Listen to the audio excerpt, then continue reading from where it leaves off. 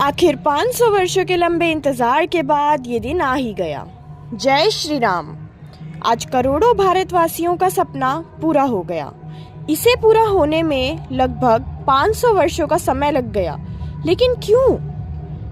जी हाँ, आज हम बात कर रहे हैं राम मंदिर की। आइए जानते हैं राम मंदिर का पूरा इतिहास। तो इस कहानी की शुरुआत होती है 1528 से। हिंदू पक्ष के अनुसार 1528 में मुगल बादशाह बाबर के सेनापति मीर बाकी ने मंदिर गिराकर बाबरी मस्जिद बनवाई थी और हिंदू समुदाय ने यह दावा किया कि यह जगह भगवान श्री राम की जन्मभूमि है और यहाँ एक प्राचीन मंदिर भी था। लेकिन उस समय इस बात का कोई भी प्रमाण नहीं मिला। 1853 में इस जगह पर पहली बार दंगे हुए। 1859 में अंग्रेजी प्रशासन ने इस विवादित जगह पर बाड़ लगा दी, मतलब बाउंड्री लगा दी। मुसलमानों को ढांचे के अंदर और हिंदुओं को बाहर चबूतरे पर पूजा करने की इजाज़त दी। मगर 23 दिसंबर 1949 को कुछ ऐसा हुआ जिसके बाद असली विवाद शुरू हुआ। 23 दिसंबर 1949 को भगवान श्री राम की मूर्तियां मस्जिद में पाई गई। इस पर हिंदुओं ने कहा कि श्री राम जी यहाँ प्रकट हुए हैं, लेकिन मुसलमानों का कहना था कि किसी ने रात में चुपचाप ये मूर्तियां यहाँ रख दी। इस पर यूपी सरकार ने मूर्तियां वहाँ से हटाने का आदेश दे दिया। लेकिन उस समय वहाँ के जो डिस्ट्रिक्ट मजिस्ट्रेट थे के नायर, उन्होंने दंगों और हिंदुओं की भावनाओं के भड़कने के डर से इस आदेश को पूरा करने में असमर्थता जताई। उसके बाद सरकार ने इसे विवादित ढांचा मानकर इस पर ताला लगवा दिया। 1950 में फैज़ाबाद सिविल कोर्ट में 2 अर्जी दाखिल की गई, जिनमें हिंदुओं ने एक में तो रामलला की पूजा की इजाज़त मांगी और दूसरे में भगवान श्री राम की मूर्ति रखे रहने की इजाज़त मांगी। 1959 में निर्मोही अखाड़ा ने तीसरी अर्जी दाखिल की, जिसमें उन्होंने राम जन्मभूमि का प्रबंधन और पूजन का अधिकार मांगा।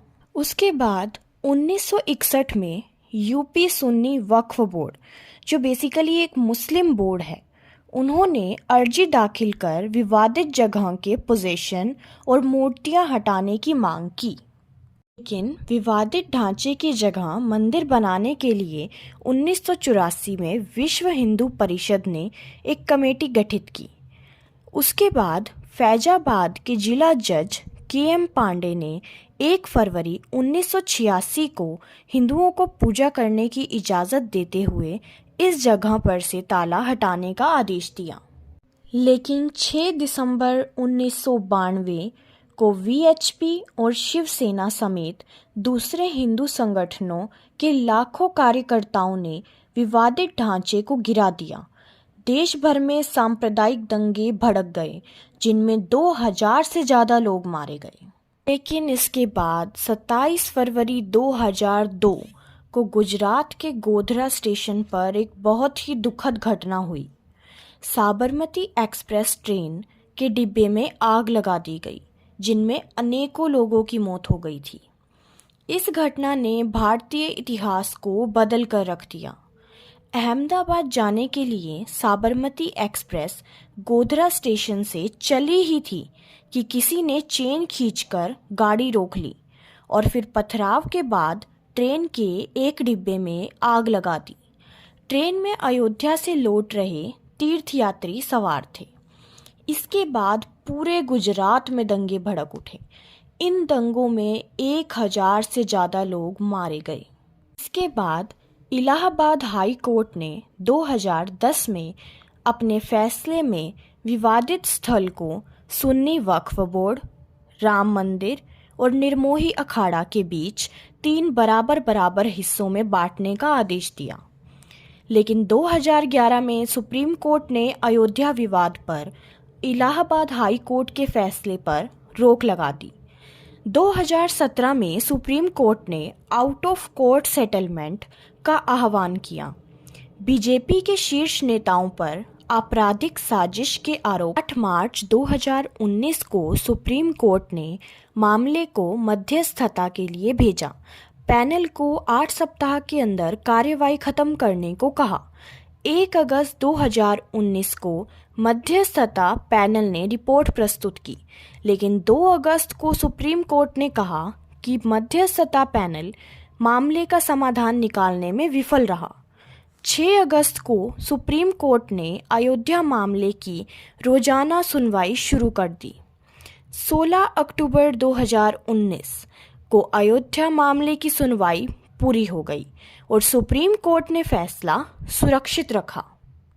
और 9 नवंबर 2019 को सुप्रीम कोर्ट के 5 जजों की बेंच ने, जिनके हेड थे चीफ जस्टिस रंजन गोगोई, उन्होंने राम मंदिर के पक्ष में फैसला सुनाया। 2.77 एकड़ विवादित जमीन हिंदू पक्ष को मिली और मुस्लिम पक्ष को मस्जिद के लिए अलग से 5 एकड़ जमीन धानीपुर अयोध्या में मुहैया करने का आदेश दिया।